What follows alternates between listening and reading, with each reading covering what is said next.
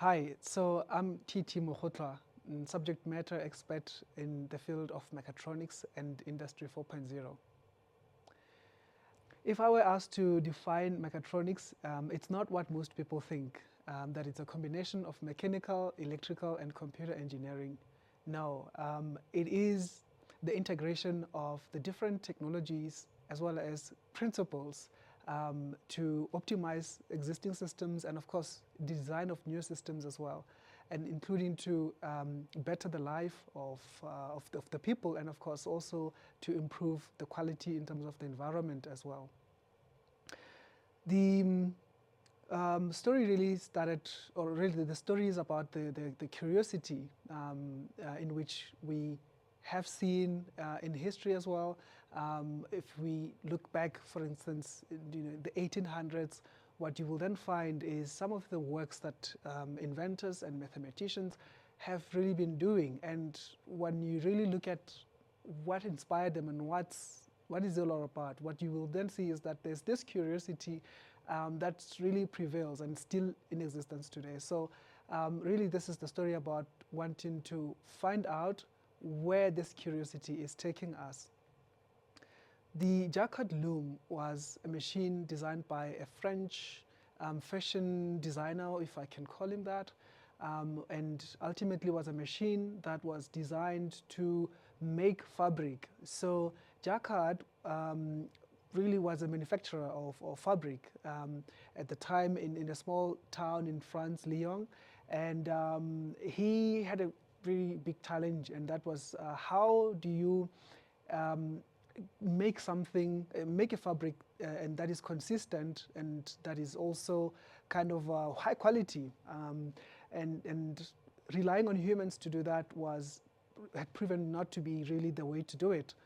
So he had then designed the Jacquard loom machine, which took a punch card, which is essentially a piece of paper with holes in it, and those holes were arranged in a certain way that will produce certain sort of patterns on a fabric, and so that was really the birth of the French fashion. So when you think about the French, for most people, especially the elderly, they know France to be the capital of fashion, and that's where it originates from. Really from a very pure, very so much engineering thinking and intention had really created this ripple effect that we still see today in engineering. In 47 was a gentleman called George Bull, and really a young man at the time. And in his 20s, he already started teaching mathematics. He, in fact, taught himself maths out of interest, I suppose, and later started to see the gap and the need to impart the knowledge and his skills in mathematics to more people. He actually started his own school at the age of 20, and George Bull. So really his work, his bigger contribution to science, I would say, was the realization that the algebra that we learn so much in maths could sort of exist in language. When you think about when you communicate with someone and you're creating conditions, you're saying if, then, else. So these statements, actually, they are formulating conditions that can be written in maths in a mathematical equation. And George Bull was really the founder of the idea of a logic system. It was in the 20s by this gentleman called Joseph Chapek, and he was really a very funny very funny person. He was an artist, and him and his brother Karel Chapek were both artists, and they had done some painting, some drawings, and of course very famous also their work is the plays that they had done together as well. So they've written plays and they've also done plays, and one of the famous ones is what's known as the Rousseau's Universal Robots. It was actually the Karel's play, and was essentially about a bad day at a factory that had human-like machines doing much of the work there. And Karel does confess that actually the word robot come from his brother Karel. Both of them, of course, they're coming from a family of three, so there was two boys and a girl living with both their parents. Their father was a medical doctor who worked at a textile factory in Czech Republic, and so they really were exposed, I would say, because the kind of injuries the workers were sustaining from the toxic chemicals that were used to sort of color the fabric, and of course the process in terms of making clothing had some danger in it, and so the people who would then be injured would then go to the Chapek, Dr. Chapek, to then be sort of checked. And so the two boys were kind of exposed to this, and so you can actually see it in their plays in terms of the having robots perform tasks that humans would normally do. So they were, in a sense, trying to resolve this crisis and this injuries that people were sustaining in their father's factory. And we also see in the later play called The Insects, the Life of the Insects, and this was yet again another sort of idea of a machine that is sort of mimicking a living creature. In the 60s was another very brilliant person called George Devol, who designed what we call the programmed article transfer. He was an inventor, and he had this idea to make a machine that will perform a pick-and-place operation that can then be reprogrammed so that you do not need to alter with the hardware, but rather just to change the software so that it can then perform a different function. Long story short, this invention of his, of course, he patented it, and he needed support in terms of the funding and in terms of the expertise to actually develop this particular machine. And he did it ultimately, and it was then, he then later sold it to General Motors in the 60s, and General Motors implemented it into the production process, so to basically for welding, for assembly of the different parts to make cars. And this was really sort of the realization of the idea of a robot. So it really grew from there. It was in 68, a gentleman called Dick Morley, who also another inventor at the time in the United States. He was having a lot of projects that he had to sort of find solutions for. And he had to, one of the challenges that he had was from General Motors again, and was essentially to design a circuit to address some kind of a machine. And many of his projects were kind of like for the circuit design. As you can imagine at the time, the bloom of electrical field. And it was apparently the 1st of January 1968 when he woke up with a hangover and with a dismissal from his work and having to come up with a solution, and he was really under a lot of pressure. But what he was able to see there was that all these different projects had something common in them, and that was that they were really sort of having some algorithm within them. And what he then did was to write a 12-page document which was detailing what we now call the programmable logic controller.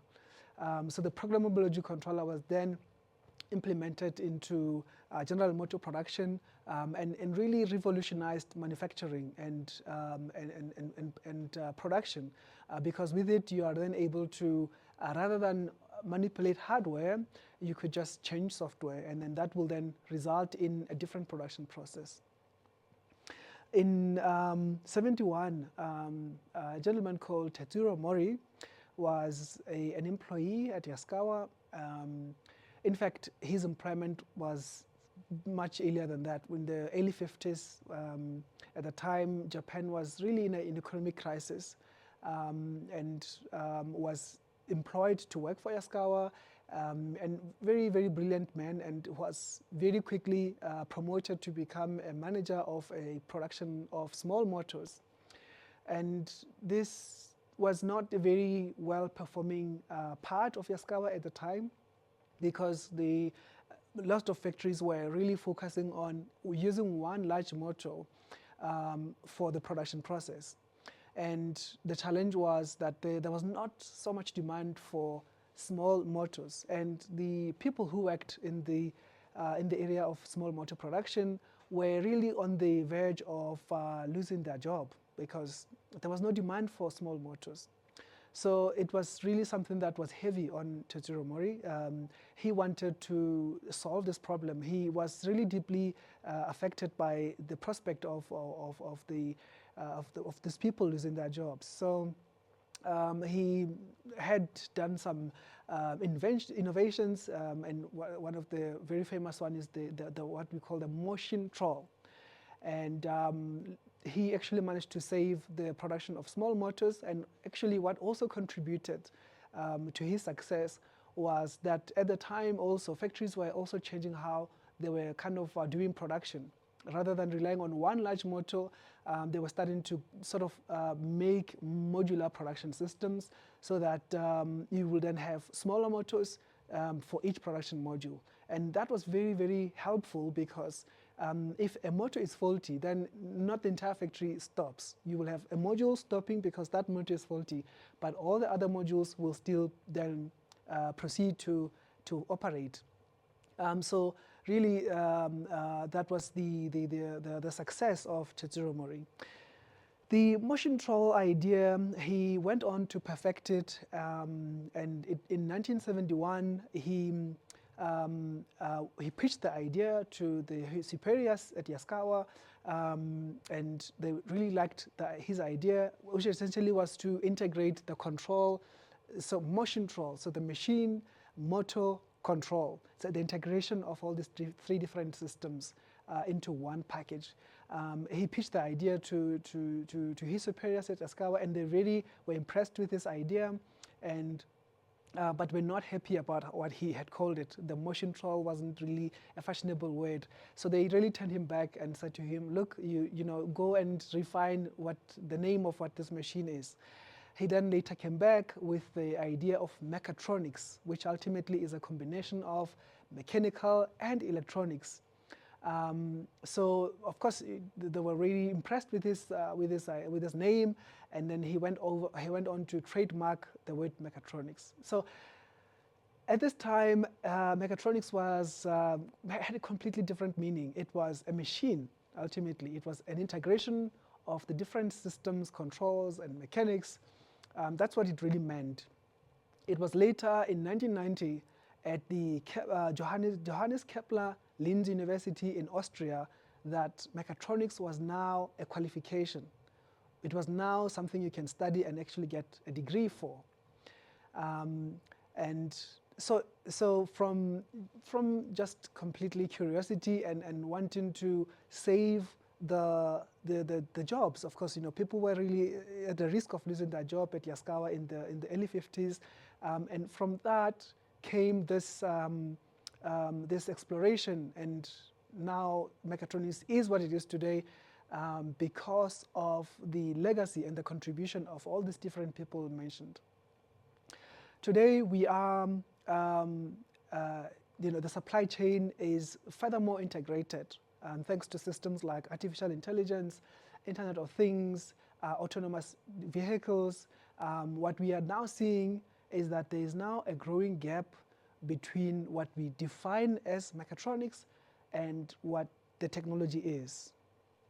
We are doing a lot of work to address this challenge, and we are revising curriculums. For instance, you will see the work that we're doing in the skills competitions to revise the curriculum and to integrate more of these principles and these concepts that we are now seeing emerging in terms of technology.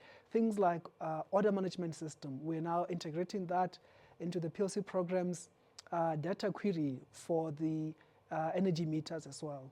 So we are integrating those. We are also working quite hard into integrating all these new technologies into things like your trade tests, which is what we call the exam for mechatronics. And for me personally also, the work that I'm doing in terms of publishing, like the book, the Mechatronics for the Resolute, which is also trying to address the very same challenge of the gap that has been created as a result of how mechatronics was essentially founded and was implemented in the education system. From the idea that mechatronics is mechanical, electrical, and engineering, computer engineering, really it sat there, and technology proceeded to evolve, and things changed. And through this book, then I explore how we can then bring more of these new ideas and new technologies into forming, into part of mechatronics. The area of mechatronics that is mechanical and electrical have existed for many years, many decades, and they've had their peak, you know, and there's not many inventions today in mechanical or in electrical. What we are now seeing is more inventions that are really in the area of computer science or computer engineering.